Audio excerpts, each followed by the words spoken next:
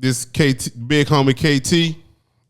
Nigga, do you know your name? Nigga shaking off the rest, Oh, yeah, man. for real, because we've been gone for like, what, 3 years? But shit, almost 4, man. Yeah, we were wearing masks last time. Yeah. we had the cough chart in the background at the Yep, nigga can't cough and shit. That's terrible. Nigga cough third time, you out of here. You can't even be around the goddamn podcast. We back now, though. All right, man. I just wanted to welcome ourselves back, man. This not us. You know, everybody talking about, hey, man, everybody getting podcasts. No, we been had this shit. We just had to take a little deviation to it, man.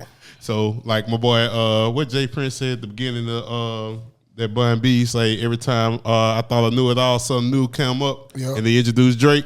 All right, we introducing Shy to the show, man. Go ahead and talk to the folks, man. Man, what it do, man? It's your boy Shy. Oh, we here in the building, man. New to the building, you know. Why nigga be so cool? Yeah, that nigga trying to be super cool. What up, though? Man, you know what I'm saying, man. Y'all already know what's going on, man. That's why y'all got me here, man. We here.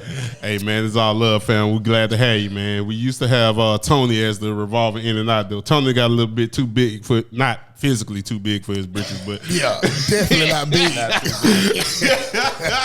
Damn, my bad, Tony, man. Don't whoop me, man. I know Tony, you got don't be me. When you see this shit, it ain't me.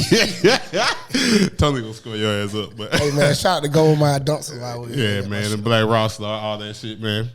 All right, man, let's get to it, man. So, also, shout out to Heather, man. She's our executive producer. She comes up with the script and the outline. We're going to try to stay near this as much as possible, but we always tend to veer off subject, especially Quez ass. I'm with you, Heather. I got tacos for you, too.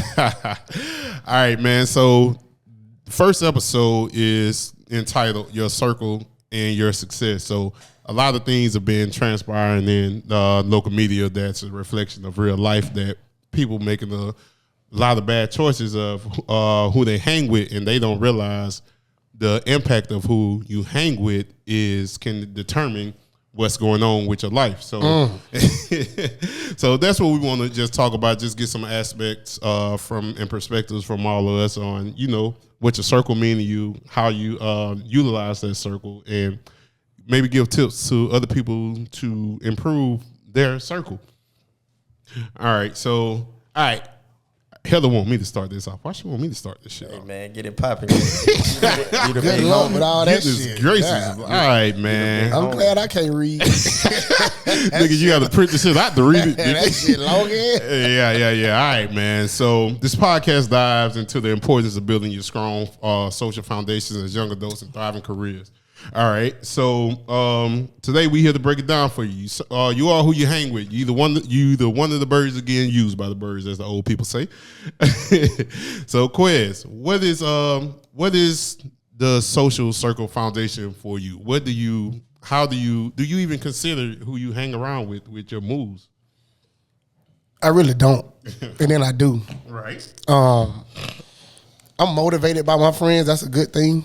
We all got everything. We got a lot going on, you know, working on a lot. But I also think every man is for himself too. Like, because I got some friends that, you know, they ain't on the right side of the bridge, but I don't do what they do. But shit, they successful. So, you know, I take a little bit from everybody and put it in a bowl and make who I am, you know. All right. Shah, what's the social circle foundation for you? With me, man, I keep my social circle tight. Cap. I keep it tight. Quez no. For real. That's real. Quez no, man. Any like, you know, I'm not a friendly person. I keep, like, you know, the core friends that I have, my friends that I've had since, a couple of friends that I've had since diapers, like growing up, T-ball age and stuff like that. And then I've got my friends that I met in college. Like, you know, there's a tight group. We got a group that called the Goats. We got a group, Team Slappy, that we started. Bro, like, I can count on, like, 2 hands the amount of people that I keep around me. And then, like, with me, I don't call people my friends. You either my family or you an outsider. Nice. So I keep a tight-knit group. Right. Okay, so... Nah, I like that, man. I like that shit. I like that shit, my boy. All right, so Heather says the Social Circle Foundation is like a personal board of directors. You wouldn't build a business without a solid team. So why live your life that way? Some people operate like that. They only around people who they can use. Now, there's nothing. Takers. Yeah, takers. Per se. But what you got, Clint? You like you about to say something. I ain't even. Bro, I was about to, bro. I mean, I'm going to save that for later. Yeah, we'll save it for later, man. But, I mean, that's a thin line that some people you got to, because, all right, take, for example, Meek Mill. Like, a lot of people feel like, all right, Meek Mill, you hang around all these billionaires. Why you not a billionaire? But maybe he just genuinely have a connection with these guys on a different level. But a lot of people say, well, you're around them. You should be getting $1 billion worth of game from them. That's true. Yeah, but I mean, but that goes to that point of, like you said, is that considered, would he be a taker or taking advantage of his opportunities? See, my take on that is like, you know, you just want to be in that room. You know, once you get in that in, you figure out, you know, everything you need to, you know, you need to get. I mean, he came from nothing to the million, so that, you know, they got him that far. But you still like me, we was talking about it earlier about everybody got that friend they call for different things. You know, you got friend for moral support, you got friends you gonna have fun with, you got your friend that only want to talk about the business, they never gonna start. You know, you got a whole lot of people. I know for a fact I can call you when I want to talk about some serious shit. I can call Shot, you know, want to get a little lit, whatever. You know, damn, you can't call him for no serious shit? Yeah, I'm just talking shit. But we'll get serious while we get lit. But right. You know what I'm saying? You just got that. You got your friend groups for, you know, all type of situations, I think. And that's a walk through life. Like everybody got. You pick these people up along the way. You know, that's how I feel. Because I got niggas I grew up with I don't even talk to no more. Yes. You know, and that's because of the fact that they probably doing the same thing they've been doing since we was, you know, 2007. But that don't still mean I'm not my people, you know. But I know when I go home, I can hit them up and be like, hey, what up? But you just lose and you gain people along the way, and that's a journey of life, I feel like. Definitely. Everybody is not meant to be in your life. Always, some people are seasonal. Correct. You should take some away from everybody that you come across. From everybody, bro. That you come across in life, like life lessons, whether I know what type people to deal with, what type people not to deal with, and things of that nature, knowing how to pick up on those signs and things of that nature. So you should learn something from everybody that you come across in life. Right. Okay. So that leads into the next two segments. So for me, in terms of what I consider a social circle foundation, to a certain extent, I do feel like you should treat yourself as a business. You are a business, so you're responsible for where you go. Mm-hmm. So and who you put around you for whatever purpose they fulfill, that matters.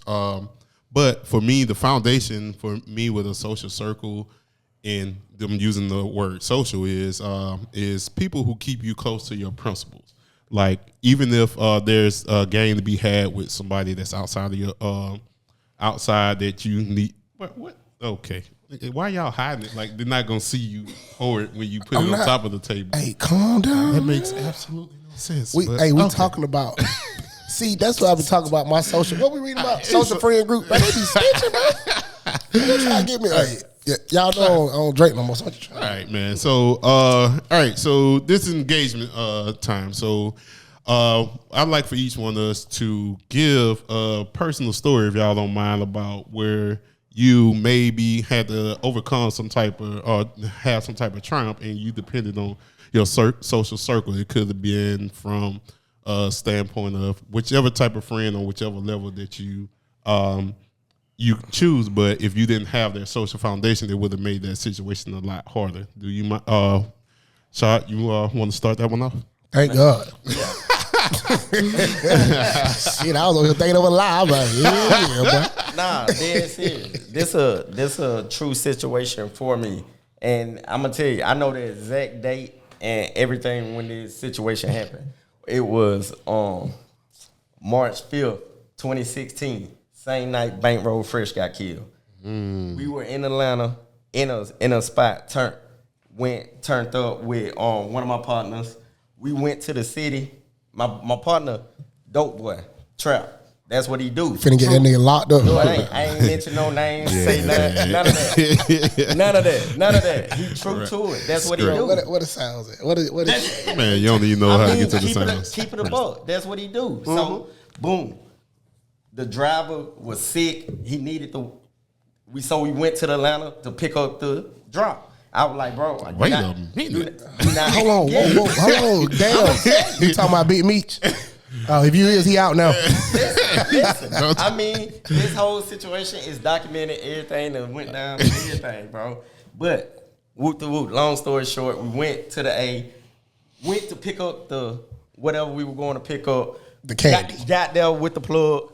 He was like, let's go out. Let's hit the club or whatever. Went, got lit, turned up. So, next morning, probably like we went back to the hotel maybe an hour later. My partner was like, we got to get back to the city, back to Montgomery. Driving back. Lying. Nah, no cap. No cap.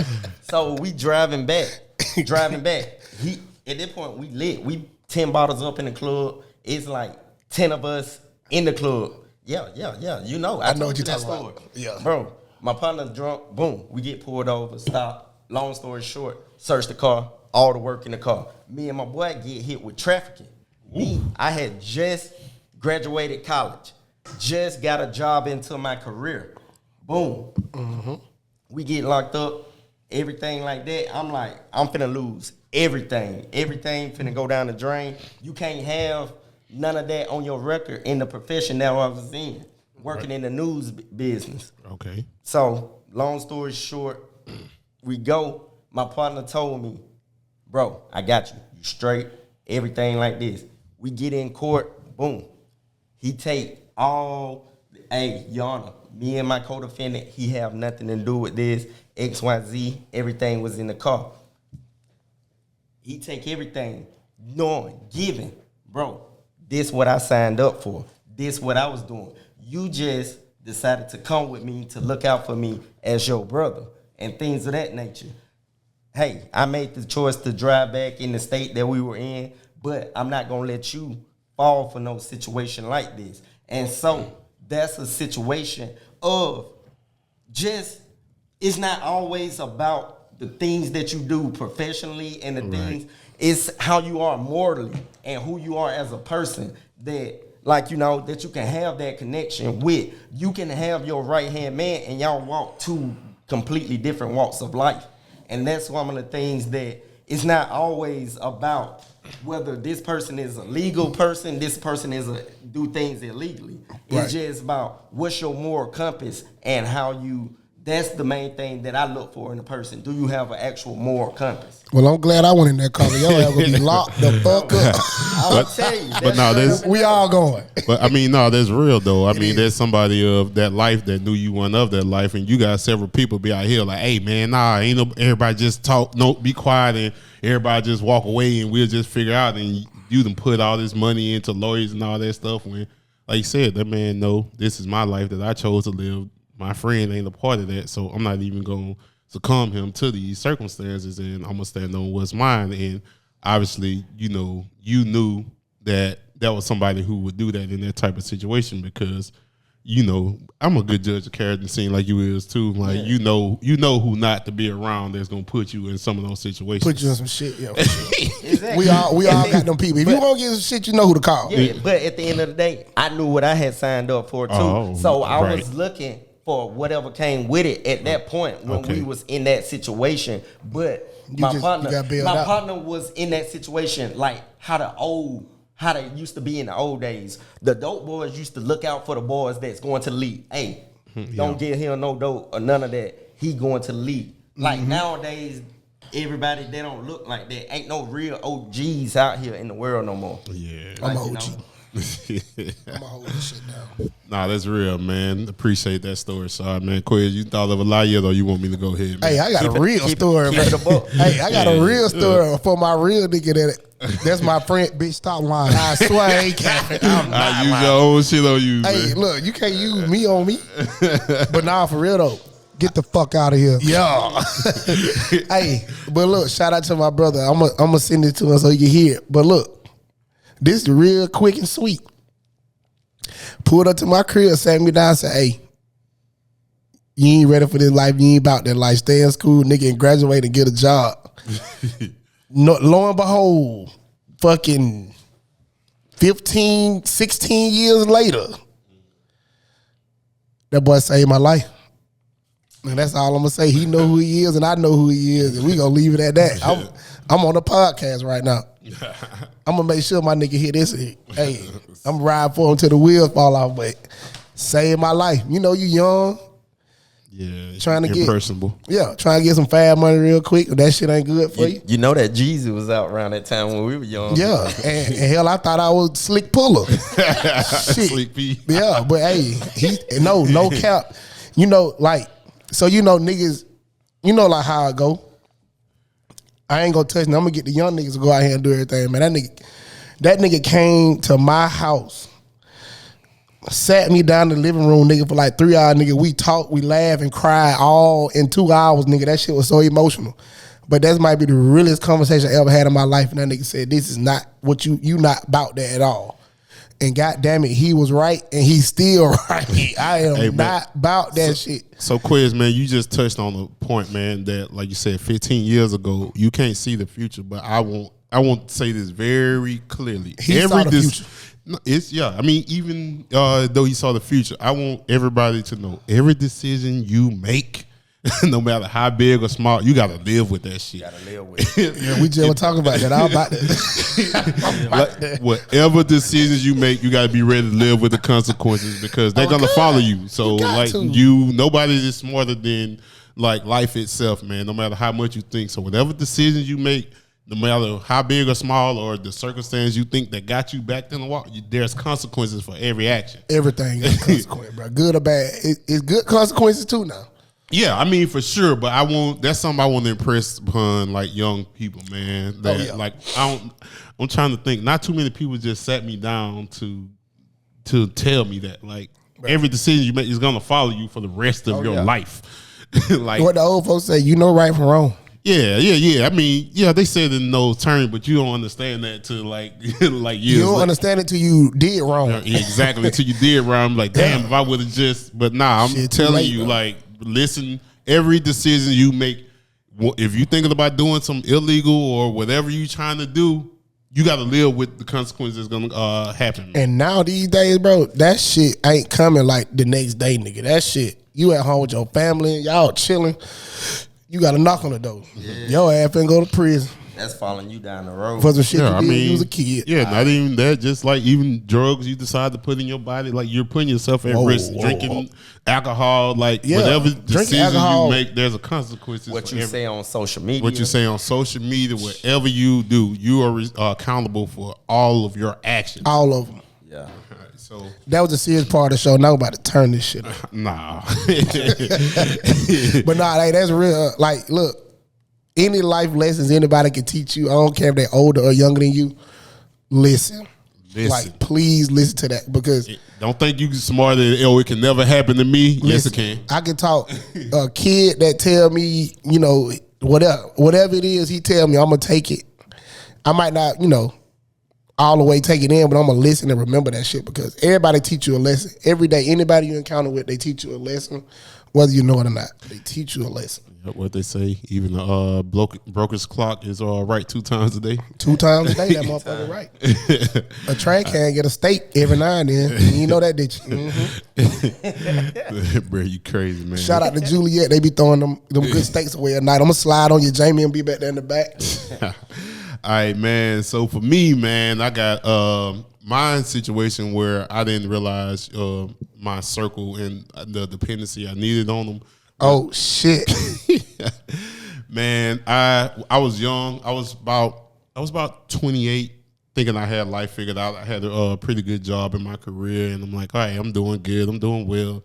I ain't gonna necessarily say I didn't need anybody, but I just felt like, all right, I know what I have going on, and I'm gonna be the leader of everything I have in my life. Not necessarily say I listened. People told me stuff, but I didn't take heed to their perspective because I thought mine like overruled it, man. And so I was working in my 5th year. I got laid off, And so now it's like, all right, I'm working this job. I'm making 6 figures. Now I'm making nothing. And so I'm like, damn, man, what am I gonna do? The world is crashing down on me. Nobody that I've been around has went through this and all these type of things. And I'm getting defensive because I'm not getting any no money coming in, not what I'm used to. It's not like I was all anytime like a flashy person, but like when your bank account is steadily going down, like that's going to impact anybody, whatever the amount it is. Like if it's going down by 1,000 or 100, if nothing's coming in over a certain amount of time, I was out of work for a whole year. So the first part, shit, my stomach just tore up. Yeah, man. So the goal from making 6 figures to making nothing for a whole year. And that was to a point it was like, damn, what did I do wrong? And there was a lot of things I didn't want to accept by myself. And then initially, you know, I'm like, all right, I lost my job. I'm this guy. I know I'm gonna get it back. I'm gonna get another job. Month went by. I'm like, I was getting job offers for 60, 70,000. I'm too good for that. You know, 2 months go by. I'm like, I'm too good for that. And then now it's like, all right, I'm not even getting no calls now. Yeah. And so my initial reaction was to go into a state of depression because I was embarrassed. So I didn't, you know, want to reach out to my people and let them know what was going on. And so that went on about like 2 or 3 months. And then I just went into this sunken place. And then I just started just making myself vulnerable, talking to my friends and just getting different input from them. So, like, for instance, Keita was always like a higher up than me. And then so she'll give me a perspective, and my homeboy Bobby, they'll give me a perspective, but they were higher up. So they'll be like, all right, this is wrong with your resume. This basically, your resume just said you did your job. Like, I'm like, man, what do you mean? I'm taking like you sitting on me doing like I work my ass like what you talking about? But tight, you know, I'm tight. But you know, as I started matriculating through that process, I'm realizing that people higher up got a different view, and it's not that they're necessarily looking down. You got to understand that two things are right at the same time. They looking at it from higher up, like, hey, what would I look for to hire somebody? Then I'm looking at it like, hey, I'm busting my ass. What I also learned is some people think that, all right, you know your worth. When you're on that job market, the market determines your worth. Like, because you can't hire your damn self. Only way you do that if your worth is working for yourself. So I'm thinking that I'm worth this certain amount of money, and I'm getting it, but I'm not getting these offers. Right. And like I had friends that were telling me like, bro, you might want to consider this. And I'm like, man, nah, I'm devaluing myself, but they've been through these opportunities, these situations. So at that point in time, I started leaning on people and understanding different perspectives. And I had people that went through it, people that hadn't been through it, and people that that were higher up. And it just opened my mind to different perspectives from different people, man. So getting through that, the first 6 months of that was extremely hard because I was trying to depend on myself. And that's the first thing I tell everybody when they lose their job. Hey, depend on your people around you. Don't be embarrassed. It happens. But like the more you lean on your people around you, the easier it'll be to maneuver through that. So I wish that those first 6 months that I would have like leaned on my circle more instead of being in a depressive state, because leaning on them, it wasn't as bad as what I made it out to be in those first 6 months. So that's what my first introduction to understanding what the value of a true social circle around you mean. What made you not reach out to your circle like that? Because if I get in that situation, I'm reaching out to my circle because I gotta let it out because I spaz. You see, like, like you said, he was embarrassed, so that go into like pride. You know, in our culture and community, if you're not doing something good, anything bad that happens is negative. You get beat upside the head for it. You know, and it's just like the same token of if I'm up, I don't want y'all to be up. That's how we came up. And it's terrible. But, you know, it's certain people you can't go to and say, hey, bro, I'm broke. Right. That shit on social media now. Oh, that nigga Quiz ain't got no money. These be the same people you help when you up. These the motherfuckers you done gave money to. And that's why I say everybody got friends for every situation, because it's certain people it's certain people I can't go tell this person this and it not go nowhere else. Yeah. them the people you call, them the people you depend on when it's time to like, you got life problems and shit, them the people you go to. Now, all them other people that first thing they do is go to their group message, girl, hey, nigga, that nigga Quiz ain't got no money. That nigga just told me he was broke. Look, at our culture, though, we brag on that shit, and it's embarrassing and it's terrible, but you got to think about it, too. A lot of people don't have nobody at all to talk to. Yeah. They just got to figure that shit out, and but like KT said, he just had to make himself vulnerable. But on the other token of that, too, it's hard for a man to do that because we ain't got nobody to lean on. You know what I'm saying? Your shawty lose her job, she got you. Your kids need something, they got you. You on the island by yourself unless you got that friend or that family member or somebody who you've always dealt with to the point where you can trust them with your last dollar and invest in something with them, you guarantee a return or whatever that trust is y'all got. But it's hard to find those people. It's hard to find them, bro. Yeah. I mean, for me, it wasn't that I thought that somebody would do that. I mean, maybe at one point, man, but it's just, so for me, Shaw, to answer your question, it was, I've always been that type of, I was always, most of the time, be the smartest person in the room. Like, I made all A's in high school. I told you that nigga was a teacher pet. What I told you? I wasn't teacher pet. Come in, test stuff and shit. Look, I told you. You should have studied. You should have studied. See, I never studied, man. My mama tell you, my mama used to get mad at me because I never studied, man. Like, I always was the person that, like, had things figured out, man. Yeah. Like, even, like, everybody always looked at me to have just, like, it was expected, like, for me to do things. Like, when I graduated school and all this type of stuff. I graduated to do a degree in engineering and all that. It wasn't a big celebration. That's what people expect out of me. So, like, getting a good job and all that, that was the expectation of me, like, from where I came from. So, like, when I wasn't getting that, when I lost my job, I'm like, oh, that happened to me. And I'm like, that's not supposed to happen to me. So I took that personally, and more personally than it should have been, because I looked at it like I've never had a reason to depend on nobody else. So that was the first time I ever in my life had to depend on somebody. So I didn't know how to maneuver that. So to answer the question, that was, I mean, I'm talking in hindsight too, right? Them first 6 months, I could recognize that, like, I was just in like a sunken place, man. And I'll tell you one thing that helped me get to that point too, man. I started reading. I know a lot of people be talking shit about Robert Greene and his books and stuff, but reading the 48 Laws of Power, and that's a dope ass book. Yeah, man. And I forgot which law it was because it's been a while, but it speaks about isolation is dangerous. So, like, it basically, people who build fortresses around themselves, you can't conquer that because you built the fortress around yourself, and nobody can get to you to help you out, to help you climb out of it. So reading that and, like, being vulnerable with myself and feeling comfortable being vulnerable with somebody, like, bruh, I ain't got no money.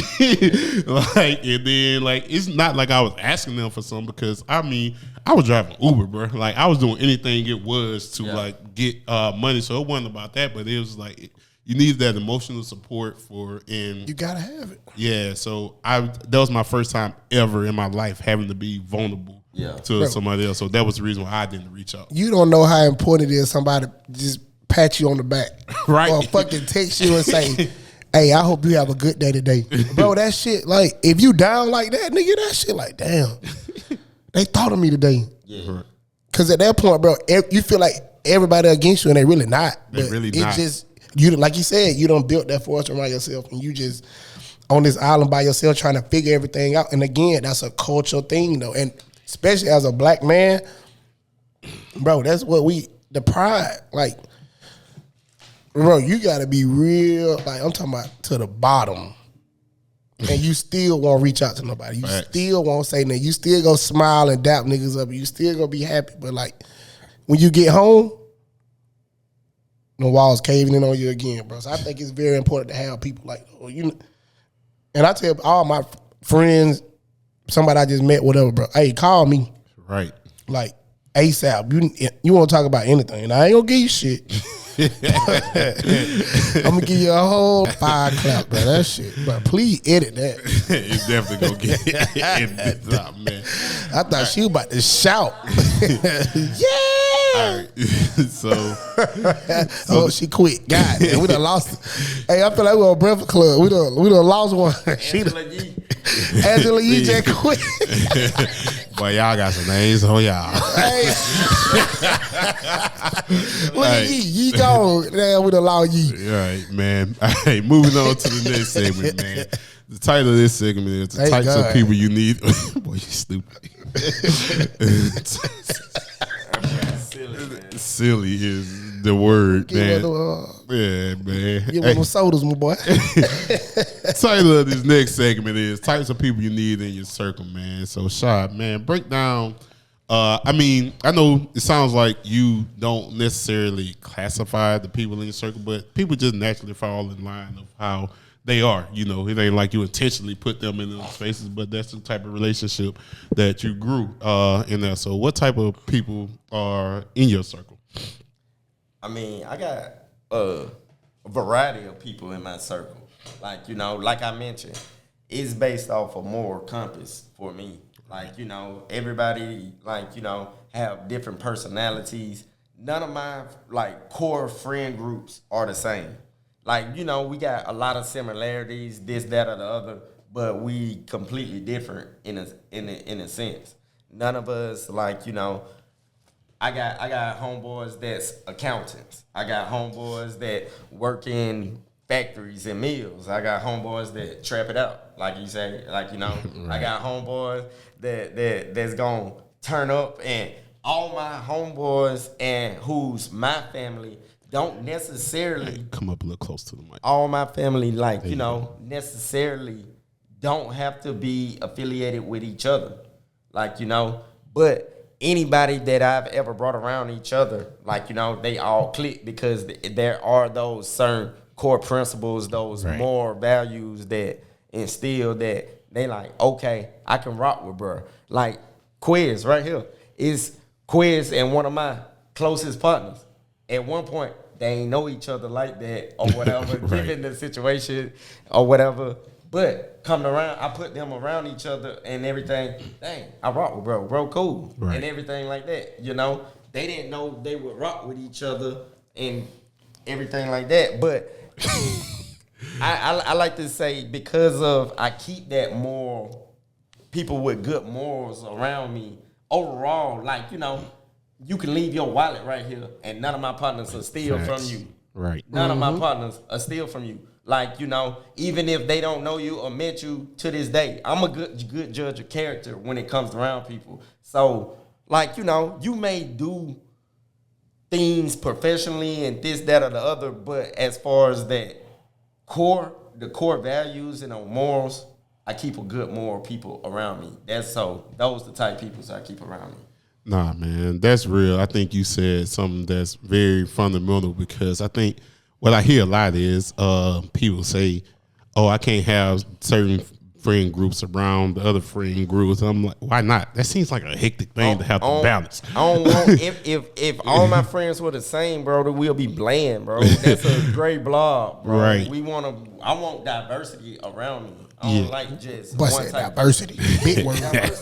T.I. Nah, that's real, man, because like you said, your foundations are the same, man. Like, me and Quizzen had situations where like he done brought friends around me, and then they became my friends, and vice versa. So like the foundation is the same, and we a lot of times what we do and everything really ain't got nothing in common besides our core principles. So I like what you said about, like, hey, I extremely dislike when people, I ain't gonna say I dislike it, but I just feel like it's hectic when people say, oh, you can't have certain friends around other friends. Why not? Like, why not? If I had to, like, every weekend I wake up, I'm like, all right, which group of friends do I want to hang around? You know how hectic and crazy that sound? I don't feel like that's real, bro. It's At not. the end of the day, it's not real. That means you being all these different people. Yeah, and you being two-faced, and you're not being true to who you are for real. And like, you know, that's why I feel like bring people, integrate your friends, and then if it's always it's something in there.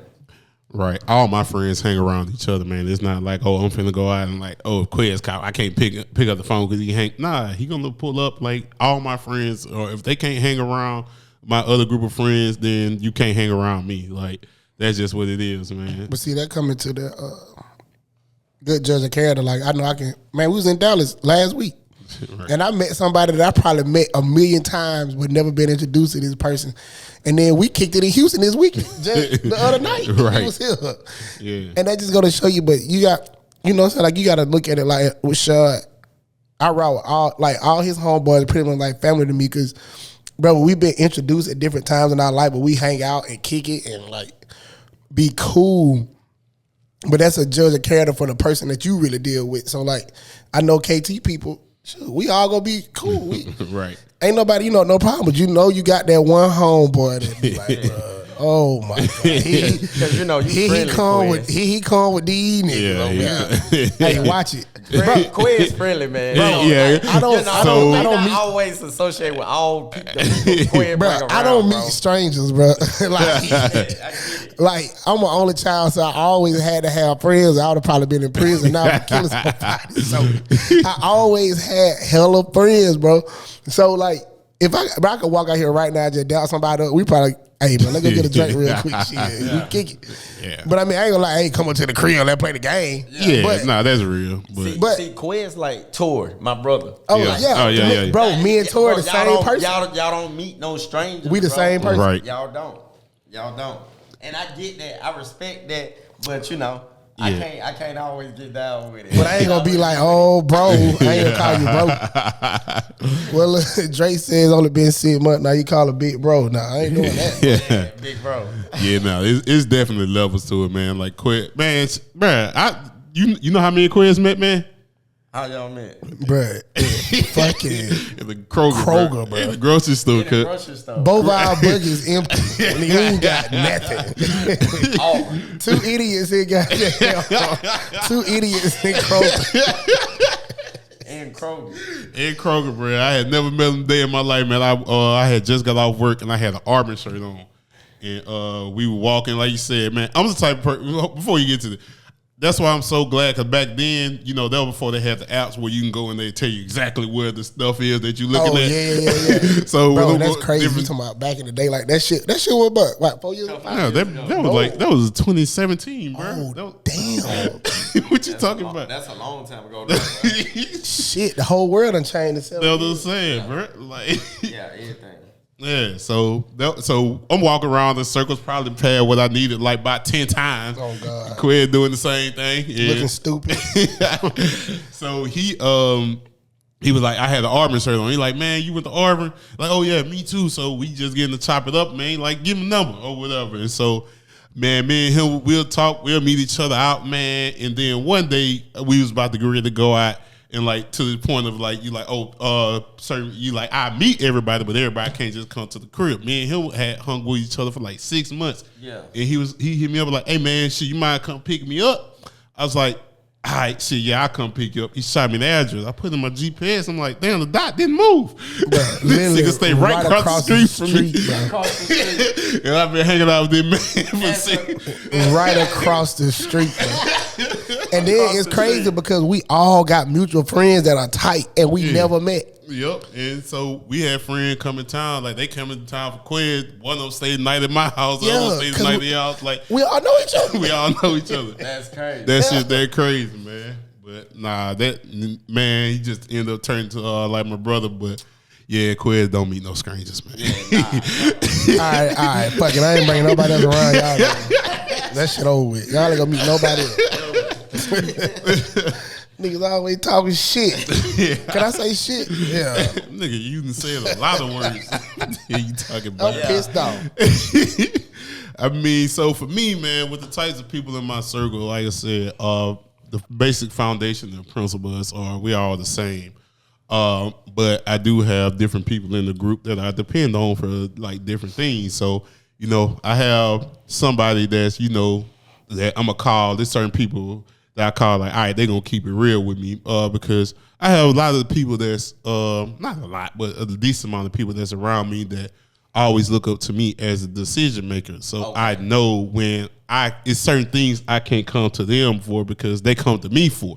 Yeah. I mean, I can tell them I'm not intentionally not going. I'm gonna still probably let them know what's up, but I know that the response of what I need probably ain't within. But they're not immune to understanding, what I'm going through. So I at least let them know. But I know for the most part, they'll probably be like, okay, yeah, I understand, but the feedback that I would need would not necessarily come from them because most of the time I have a lot of people that look up to me for these type of things. Okay. But I'm still talk to them. I just know what to expect from when I do talk to them. But so I'll tell somebody a situation about like, all right, I need this type of feedback, and I need somebody that's gonna keep it honest with me. And I know, all right, this one I'm gonna call. Like I got my partner Phil. Like I can tell him anything that is going on, and he gonna be like, KT, you full of shit, or this is what you need. This is what you need to do. But like I can tell some people that, like I said, look up to me, and I'm explaining to them what's going on, and they'll be like, "Damn, bro, you right." But in actuality, they're not just agreeing with me just to say, but it's like, damn, what you saying makes sense. Yeah. But other people be like, bro, that kind of makes sense, but nah, you full of shit. Yeah, nah, man, that's how me and Tori is. Like me and that dude, we gonna make sure we hold each other accountable. Like keep each other like held to a standard, man. Right. And anything. No yes man. Nah, none of that. Right. I hate a yes man. Right. And then like with me and him, like, we get it. We each other's biggest critic.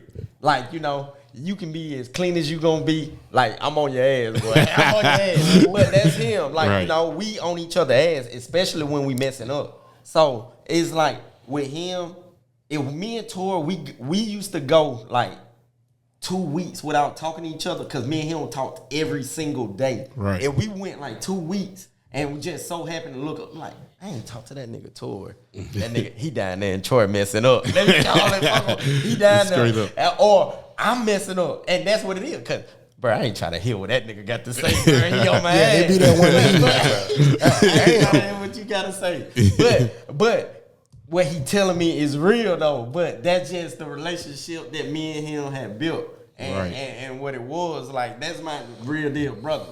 Like, ain't no friendship, none of that. Is like my brother. Like, we locked in. Shout out to Tor, man. Yeah, righteous. So light skin nigga.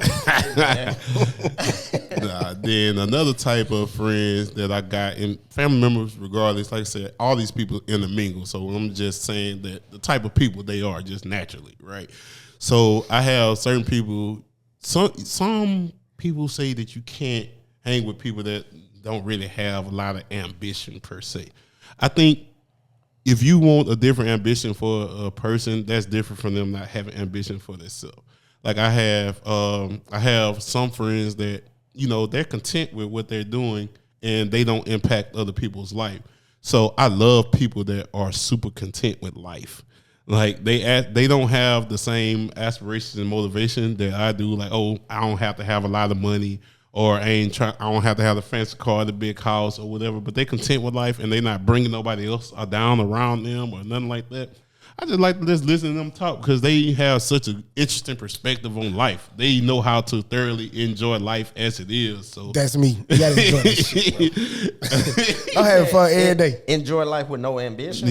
Well, not what I'm. Oh no. So ambition is relative, right? So I can say, okay, let's say, we all got family members that, okay, they live at home with their mom or whatever. Like, man, you don't want to do better for yourself.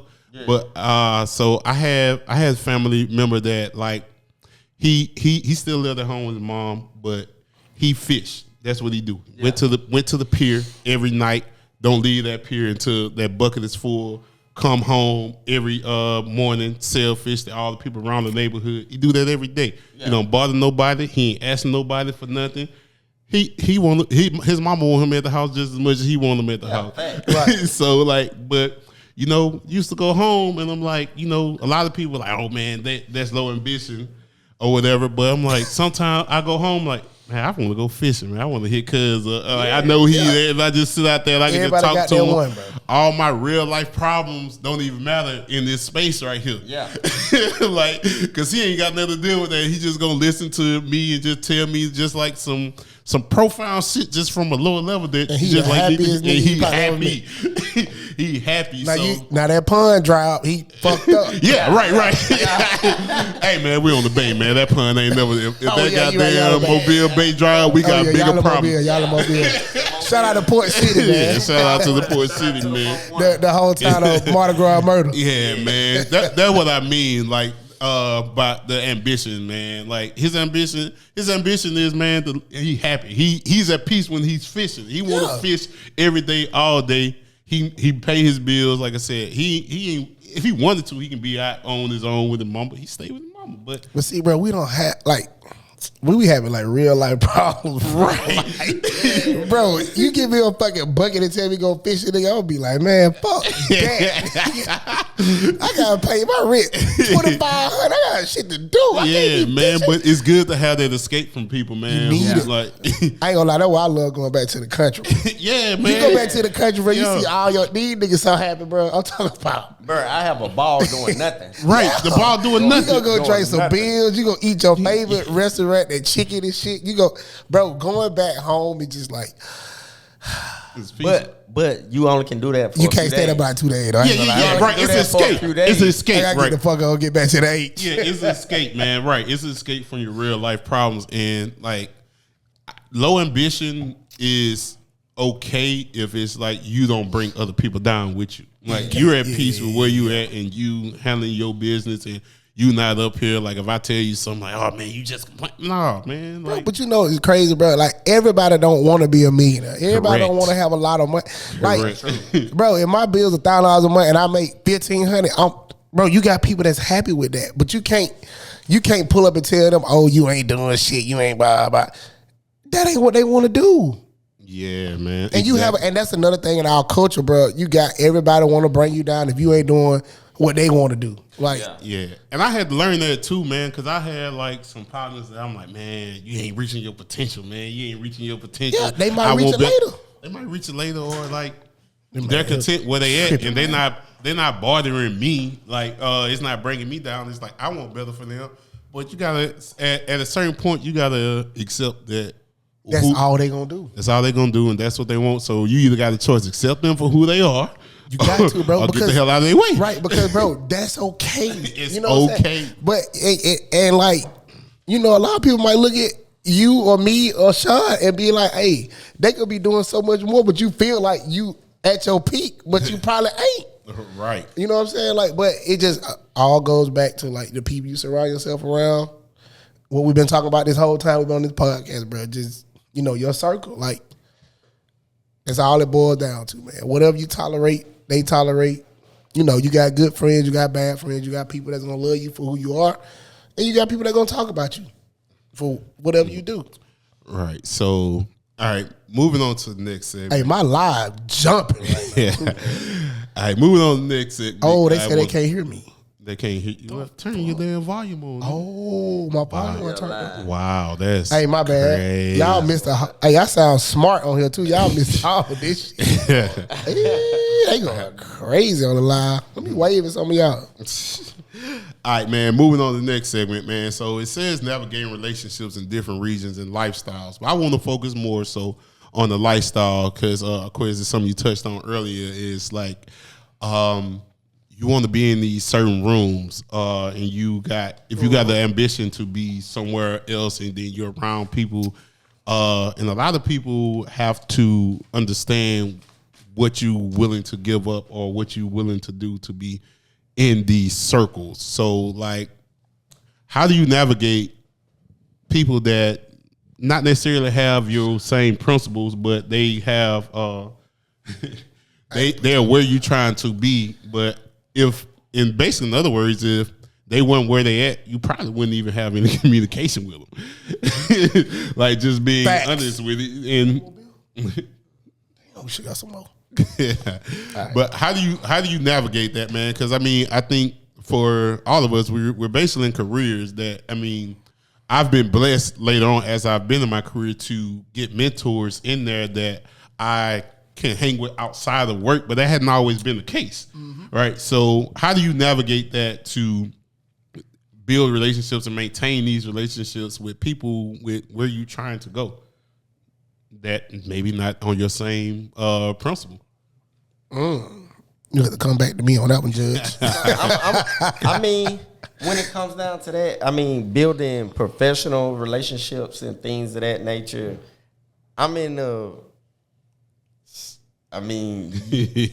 use them for what you need to get done, bro. Right. Use them for what you need to get done. When it all said and done, like, if we talking in a professional aspect, it's just business. It's never personal. When it comes down to it. It's just you want to look at it as, okay, you're trying to use them as a stepping stone to prepare yourself and boost to whether it's giving you the game, whether it's forming that relationship so they can put you in a space about, like, you know, it's not about what you know, but who you know. Right. Put you in that different field. But, like, you know, I feel like you can keep everything business.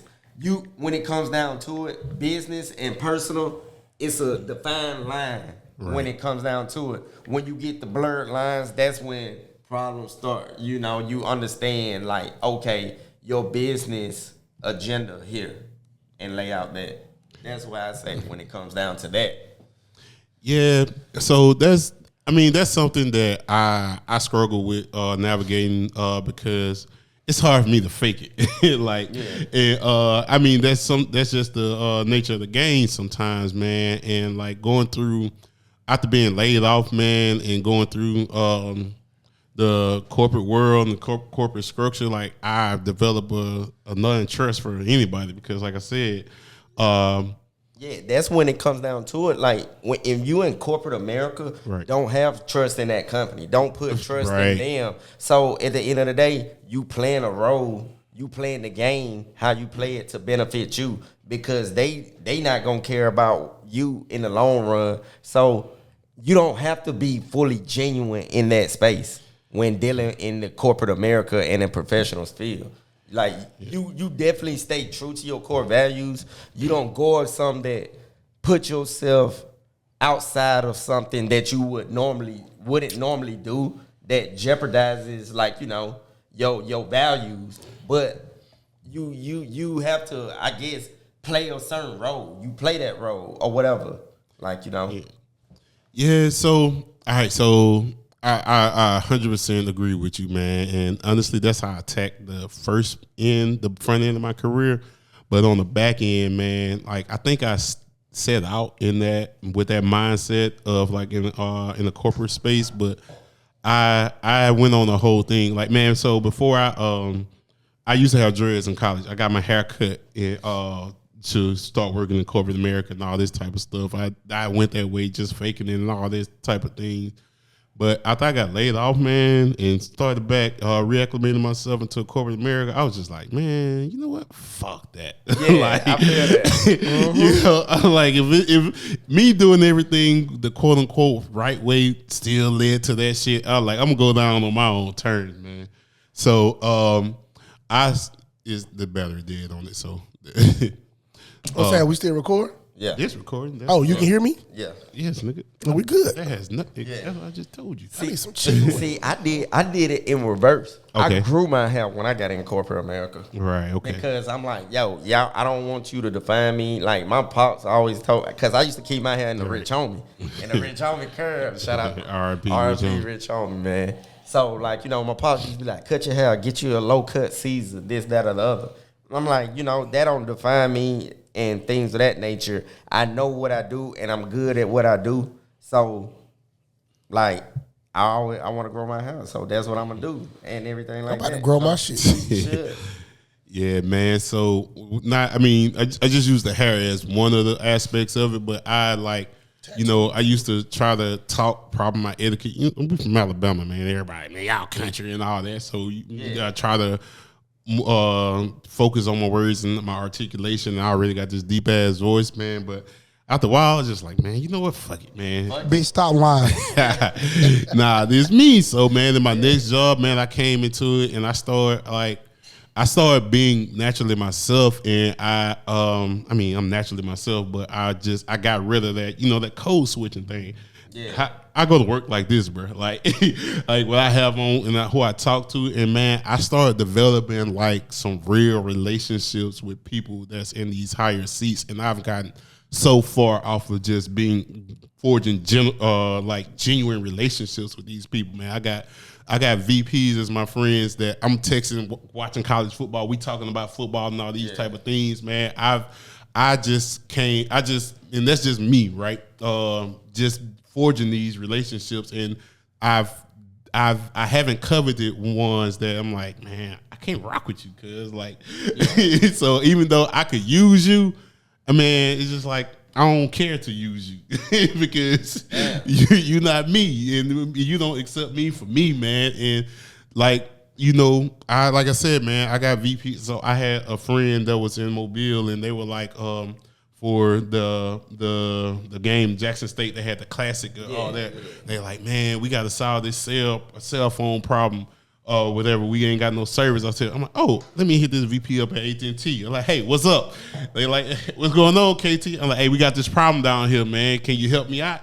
And that was just like from a genuine place of somebody like, man, KT, they comfortable being themselves, and then I'm comfortable being myself. And once you get them comfortable being themselves, man, you learn a lot. Yeah, it opened up. It opened up for sure. Cause like, it always in the professional spaces that I've worked in, I'm talking to them like how me and you talk. I've never code switched, but I do understand real, that. bro. I do understand, like, yo, I'm finna use you because I'm walking in your door. Correct. I don't own this establishment, so I'm finna use you to progress myself, whether I'm getting you to teach me the game where I can take this and go do my own thing, or I can take this and continue to elevate in what I'm doing. Right. That's why I say use them. I've never code switched a day in my life. You're right. No, that's applaudable, man. Like I said, I learned that lesson. So I would give that advice to any young person, man. Be genuine yourself, man. Yeah. Can't be nobody else. Can't be nobody else. I mean, right. So, and I say that to say I don't blame you all, because that's how we were raised. We were programmed that way. We were programmed that way. If it ain't white, it ain't right. Like, you got to be like that top flight, clean cut, all this type of stuff, man. Like, my grandma can't understand for the life of me, like, oh, you got dreads, you want a clean cut, or you going to work with sweats on, and hey, man, when I get in my job, I'm the man in that motherfucker. Like, all right, so this is where you got to code switch. If your ass ain't capable of your job, you need to do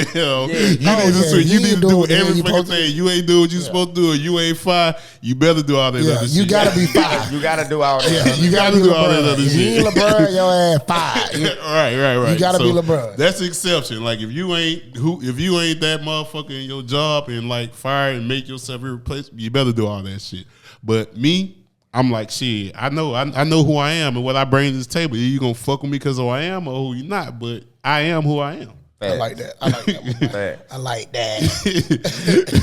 So, but to the people who are like, are great at their job, because there's a lot of us that it's more people that's not mediocre. Do y'all think it's more people that ain't mediocre that's like black people that's in their careers, or you think most people are mediocre in their job? Man, I think the average American mediocre in their job. Fair.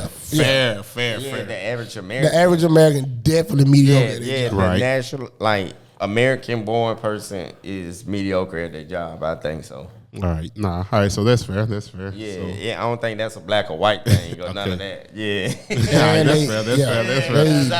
fair. I know some white people. I'm like, boy, you trash. Boy. Oh no, I mean for sure. Like, that's definitely for sure, man. But your ass will get fired first, though. Oh, for sure. And that's the reason why I reference the black people, because I feel like the old adage, what they say is you got to do twice the work to get half of the benefit. So I don't feel like black people get the benefit of being mediocre in these workplaces. Yeah. So that's the reason why I said that. But overall, I do agree. Like most people are mediocre in their job, which is why it's so easy to spot the people that's going to move up in the ranks because they're going to stand out amongst the people. Like, so the people who are in the job, I encourage everyone to, man, be authentically yourself. If you got a skill set that's desirable and people going to pay you for it, no matter what you look like, you don't have to fit a certain mold. Like you go in, I'm a big proponent of breaking doors down, man, breaking stereotypes down.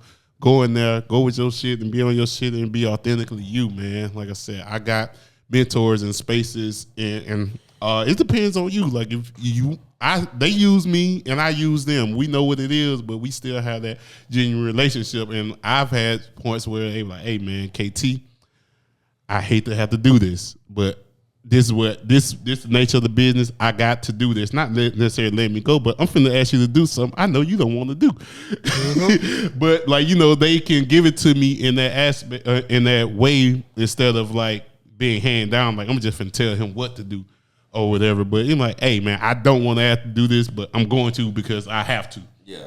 So I've gotten the back end of my career, man. I've gotten a lot of places by forging those genuine relationships and Xing myself out of. I'm cool with missing certain opportunities from being with people that I just can't genuinely rock with. Hey, that's strong there. So, but you got to be okay with that. You got to be okay with sometimes passing them up. Yeah, man. Because it ain't. My mama always told me a long time ago, bro. It ain't about the money; it's about your happiness, bro. Yeah, man. I don't give a damn. If you go somewhere and make $100,000 every year, but you hate it, you miserable. Right, man. And give me that 80 ball. I'll take that 80 if I'm happy.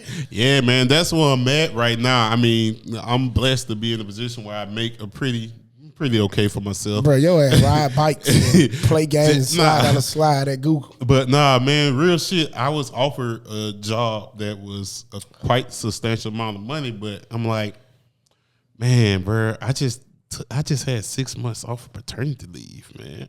I ain't gonna be able to do that getting all this other money, man. I'm like, I enjoyed that, man. I get to spend time seeing my child grow all these days. I'm like, I can't put a dollar amount on that, man. And like that was the first time that I just actually chose happiness, man. And that's where I'm at, man.